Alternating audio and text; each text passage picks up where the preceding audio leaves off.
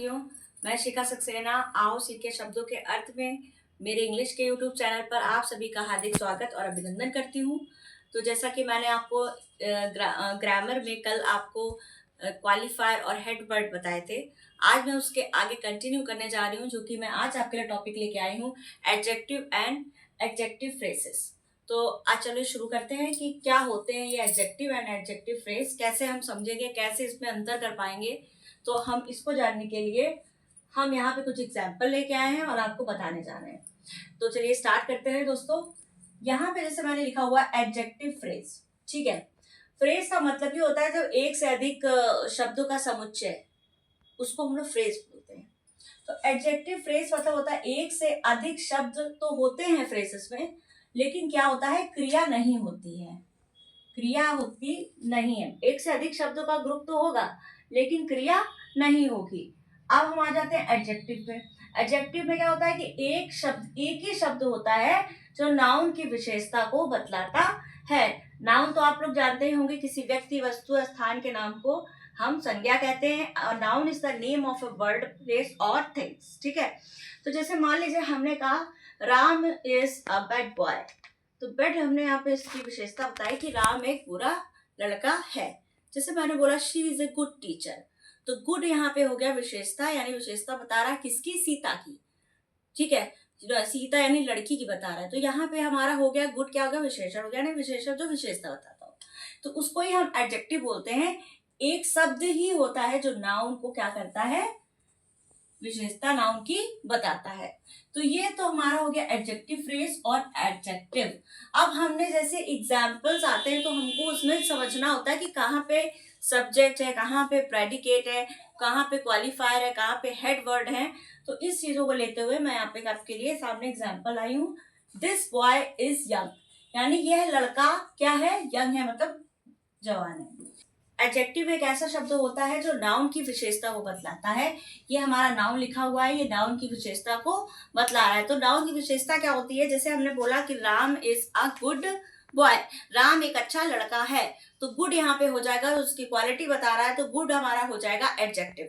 जैसे हमने बोला कि she is a talented girl, she is a talented girl, तो टैलेंटेड यहाँ पे क्या हो जाएगा, आपका विशेषता बता रहा है, तो ये भी आपका एडजेक्टिव हो जाएगा। यानी गुड है, बैड है और ब्यूटीफुल है, यानी किसी भी चीज की विशेषता जो बताई जा रही है वो हमारी एडजेक्टिव कहलाती है, ठीक है। जैसे यहाँ पे बोला गया है दिस बॉय इज यंग, यानी वह लड़का क्या है, जवान है। तो यहाँ पे बताइए कि वो लड़का है कैसा, यंग है, कैसा है, यंग है, यानी ये हो गया हमारा एडजेक्टिव है। The young boy sitting in the hall is cunning, ठीक है। तो यहाँ पे क्या है, सिटिंग इन द हॉल, यानी ये एक शब्दों का समूह है, एक ग्रुप ऑफ वर्ड, शब्दों का एक समूह है, जो कि ये हो जाएगा एडजेक्टिव फ्रेज हो जाएगा ये, ठीक है। और ये जो यंग था ये हमारा क्या हो जाएगा, एडजेक्टिव, जैसा कि मैं बता चुकी हूँ आपको। तो ये हमारा हो गया एडजेक्टिव फ्रेजेस और ये हो गया एडजेक्टिव।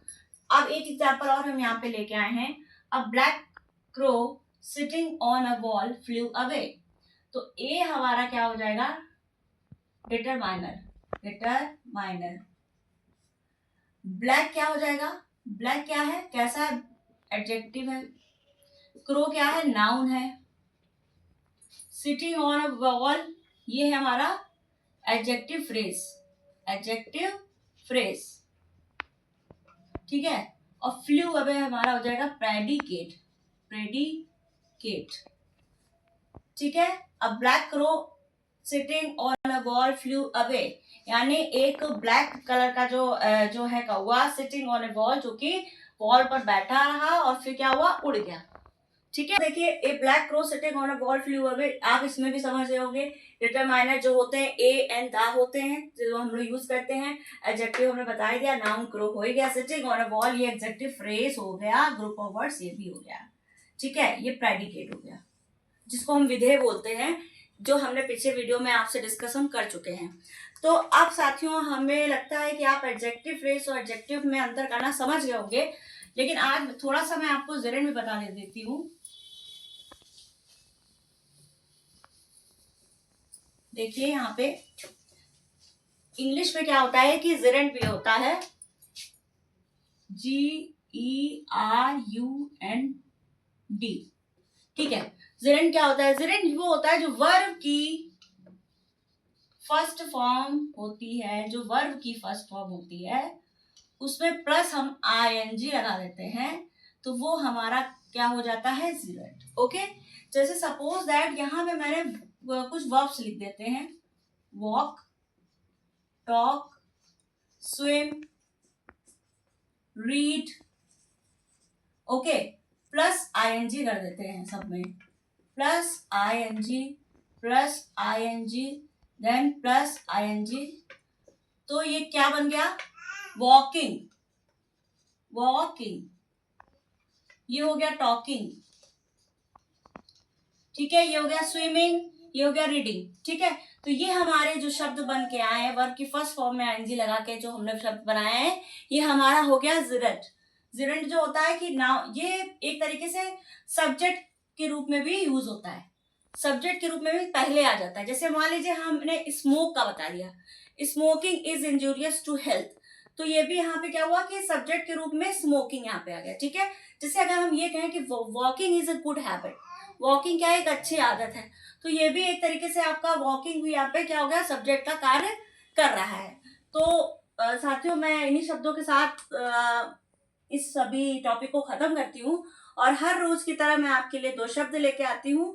तो आज का मेरा पहला शब्द है एरोगेंट, ARROGANT। एरोगेंट माने होता है घमंडी।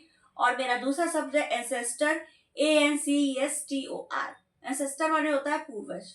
तो इन्हीं शब्दों के साथ मैं अपने वाणी को विराम देती हूँ। नमस्कार।